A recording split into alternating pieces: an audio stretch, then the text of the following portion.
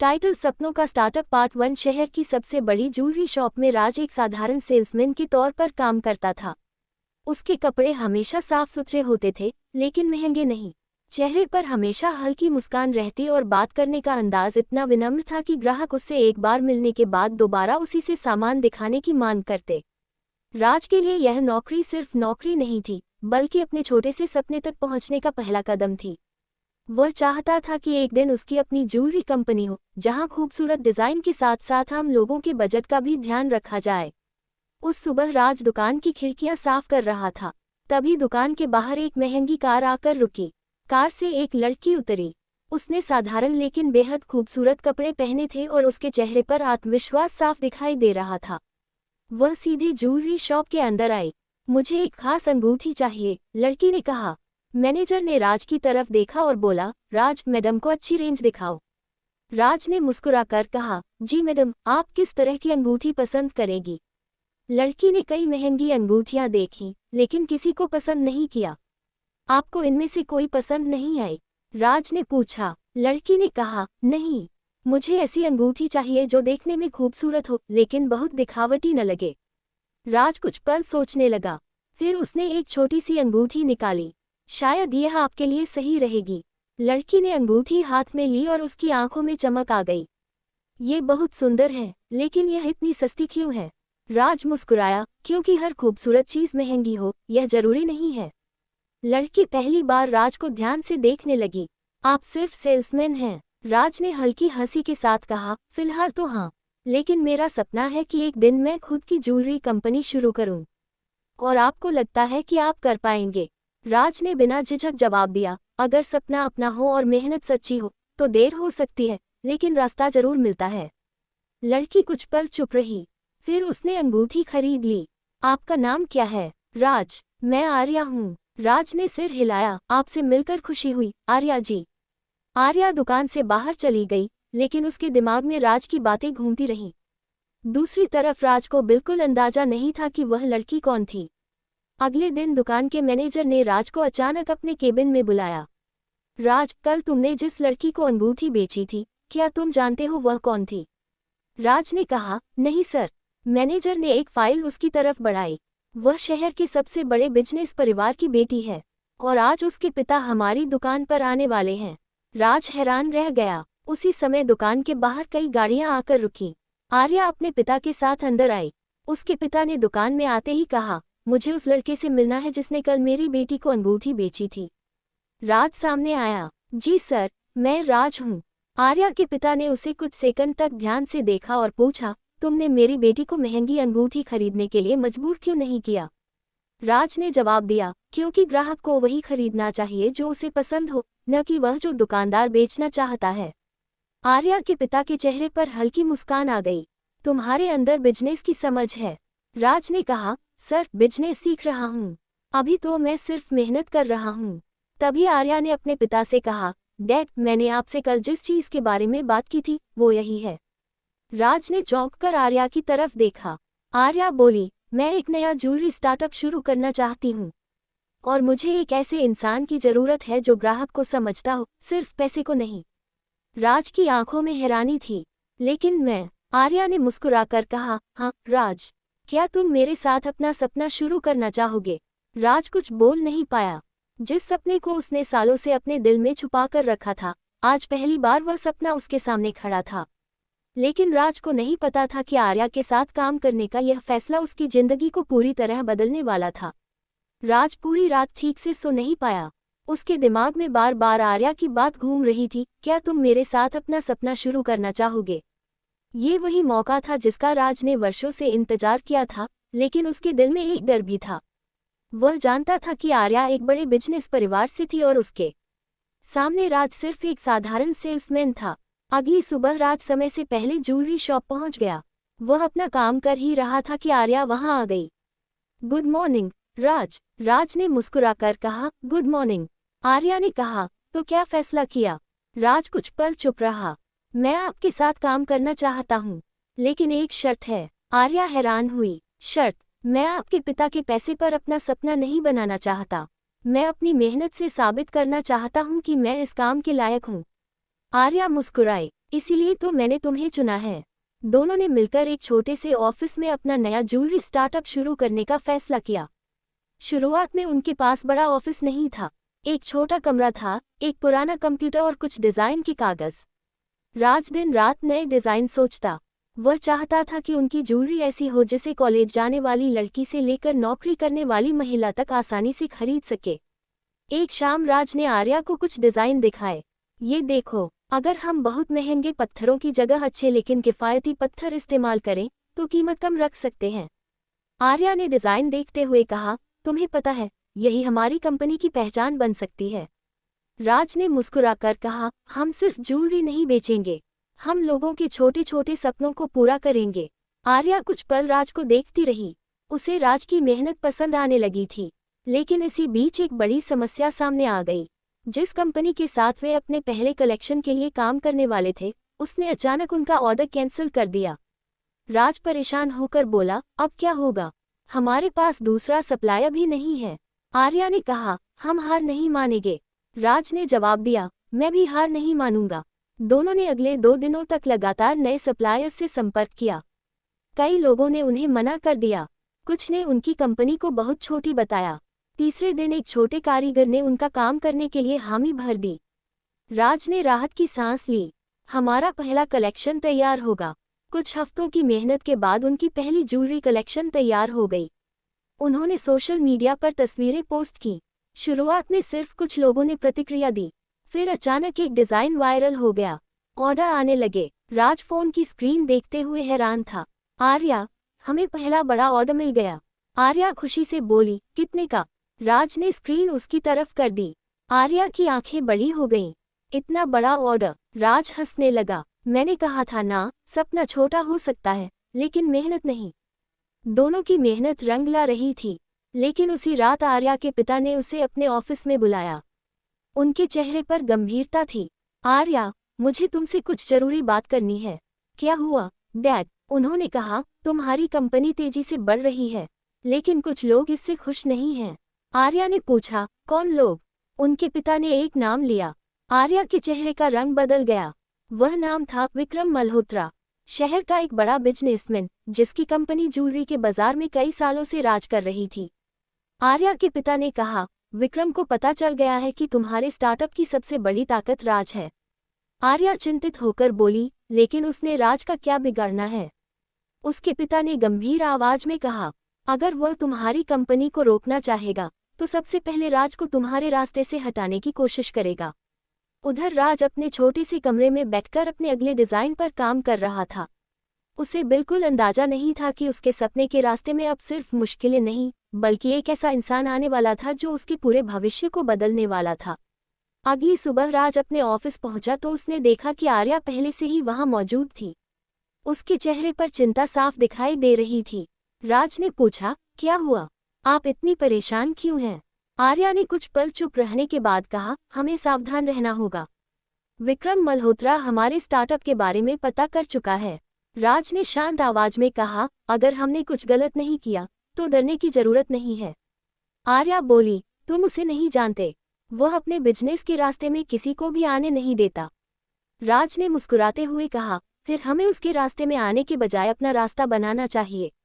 आर्या उसके आत्मविश्वास को देखकर मुस्कुरा दी। उसी दिन दोनों ने अपने नए कलेक्शन पर काम शुरू किया। राज ने एक ऐसा डिजाइन तैयार किया जिसमें पारंपरिक भारतीय कला और आधुनिक स्टाइल का मिश्रण था। आर्या को डिजाइन बहुत पसंद आया। इसका नाम क्या रखेंगे? आर्या ने पूछा। राज ने कुछ सोचकर कहा, उम्मीद। आर्या ने पूछा, उम्मीद? राज ने कहा, क्योंकि हर इंसान के पास कोई न कोई सपना होता है।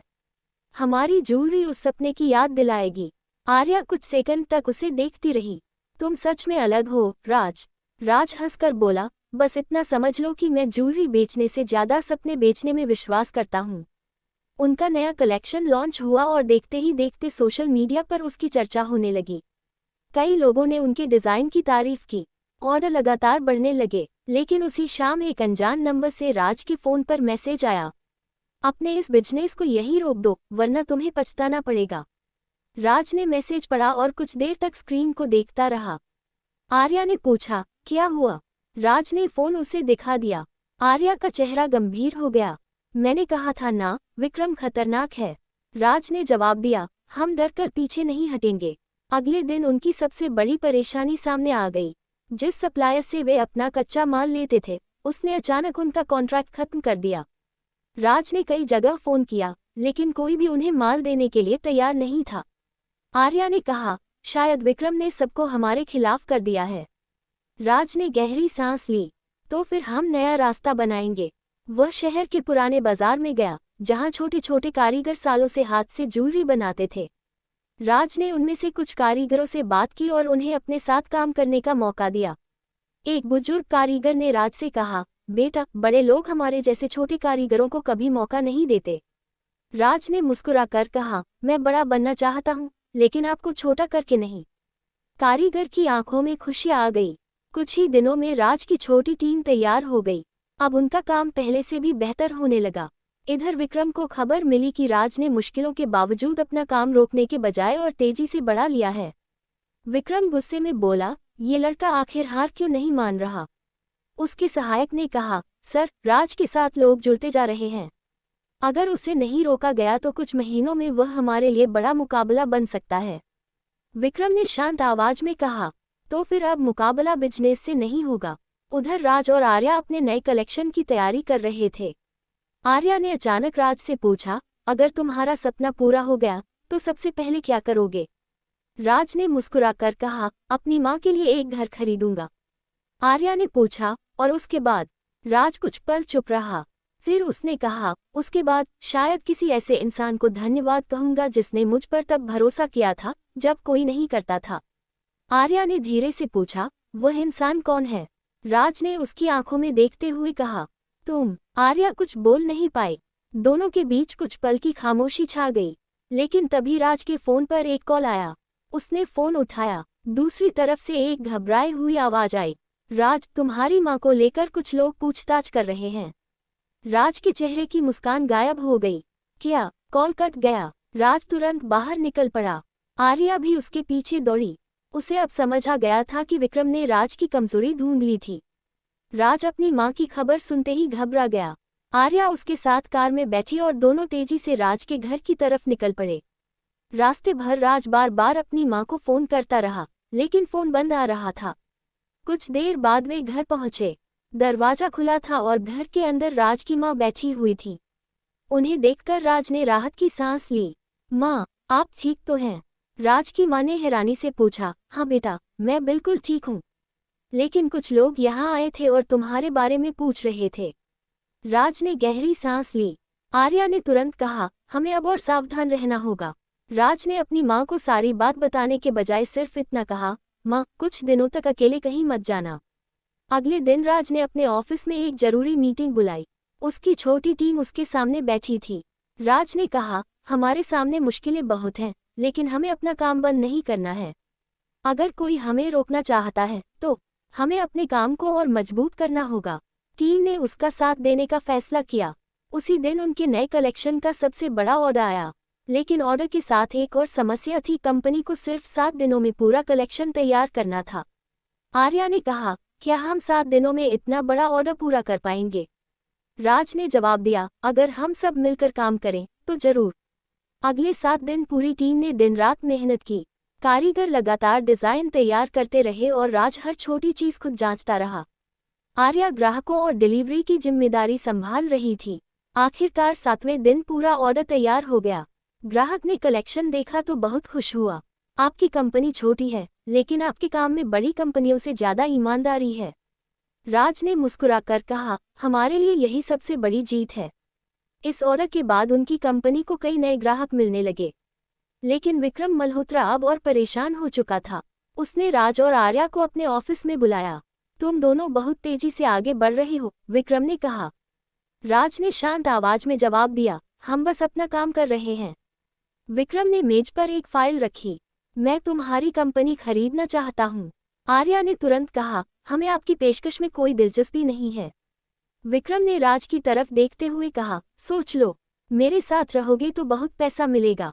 राज ने फाइल उसकी तरफ वापस बढ़ा दी। सर, मैंने ये काम पैसा कमाने के लिए शुरू किया है, लेकिन अपना सपना बेचने के लिए नहीं। विक्रम की आंखों में गुस्सा दिखाई देने लगा। तुम्हें अपनी गलती का एहसास बहुत जल्द होगा। राज ने कहा, शायद, लेकिन फैसला मेरा होगा। दोनों वहां से बाहर निकल आए। कार में आर्या ने राज से पूछा, तुम्हें डर नहीं लगा? राज मुस्कुराया, डर लगा था, फिर भी तुमने मना कर दिया। राज ने कहा, क्योंकि अगर आज डरकर अपना सपना बेच दिया तो कल खुद को आईने में कैसे देखूंगा। आर्या कुछ नहीं बोली। उसके मन में राज के लिए सम्मान पहले से कहीं ज्यादा बढ़ चुका था। उसी रात राज को एक ईमेल मिला। ईमेल में लिखा था कि उनकी कंपनी के खिलाफ किसी ने कानूनी शिकायत दर्ज की है और अगले दिन उन्हें सभी दस्तावेज लेकर कार्यालय में उपस्थित होना होगा। राज ने स्क्रीन देखते हुए कहा, ये सिर्फ शुरुआत है। आर्या ने उसका हाथ थामने के बजाय दृढ़ आवाज में कहा, तो फिर शुरुआत से ही जीत की तैयारी करते हैं। दोनों ने एक दूसरे की तरफ देखा। उन्हें नहीं पता था कि अगले दिन उनके सामने उनकी जिंदगी की सबसे बड़ी परीक्षा आने वाली थी। अगली सुबह राज और आर्या समय से पहले ही कानूनी कार्यालय पहुंच गए। दोनों के हाथ में उनकी कंपनी से जुड़े सभी दस्तावेज थे। राज बाहर से शांत दिखाई दे रहा था, लेकिन अंदर से वह काफी परेशान था। आर्या ने कहा, घबराने की जरूरत नहीं है। अगर हमने कुछ गलत नहीं किया तो सच हमारे साथ है।